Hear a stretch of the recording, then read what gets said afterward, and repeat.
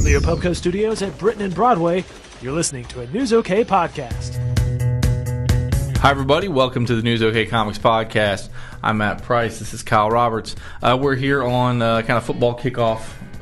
Show us your Friday. college colors work day. So I'm in my Mizzou and got some over here. Boomer Sooner Red. So, and we will talk about this week's comics. You know, Kyle, you might not know this. This is kind of an aside. In the X-Men special, the X-Men go to the State Fair of Texas. They attended the OU Texas football game. All right, so that's cool. Dig that out in your back issues. But no X-Men comics this week. It was kind of a strange week. Yeah. We had no X-Men comics. So instead, we got two from Marvel, the new Ultimatiums Spider-Man, and then the first issue of The Torch. And then Sterling Gates brings us two stories in Supergirl Annual #1. So where do you want to start?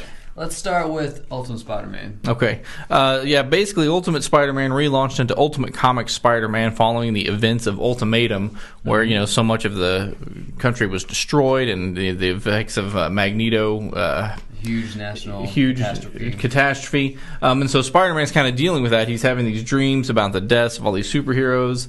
But Bendis does kind of manage to set it up as kind of the new normal. He's going to school. I mean, there are more kids in the school because of all the disasters that have happened. But it's still Peter Parker down on his luck trying to deal with what life throws at him. Yeah. I think it's a good comic. It's very youthful in the style of it.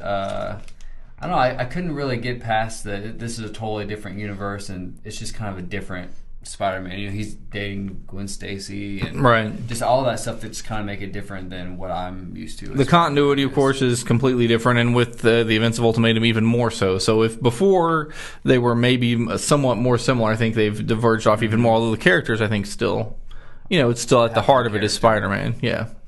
All right, very good. Next is The Torch. This is written by Mike Carey, and this focuses on primarily on Toro, the former sidekick to the Human Torch. Tom Raymond. And I just figured this was going to be a Human Torch comic. I had no idea, and I started reading it. I was like, oh, okay, this is cool. This is probably, I'm going to go ahead and say this is my favorite of the week. Yeah.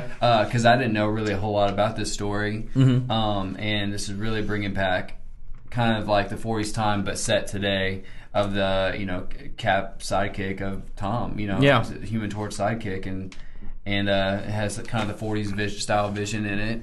I didn't really know who that was at first when I looked at him, but I mean, I like the story. Yeah, he's back to life, and he is not sure what to do with his life because he's a man out of time, and he's just angry at the man who originally killed him.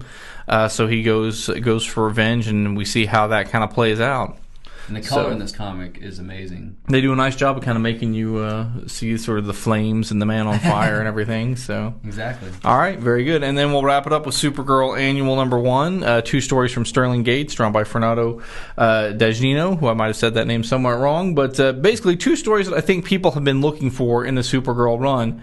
One, what's going on with the Linda Lang secret identity. And two, what is the deal with Superwoman? We know who it is, why, but why was that character? Why did she become Superwoman? And they have the origin of Superwoman. Yeah, it's basically the origin. Why did Lucy Lane feel the need to take on this character, and what led her to this? And I think it answers a lot of questions about her motivations.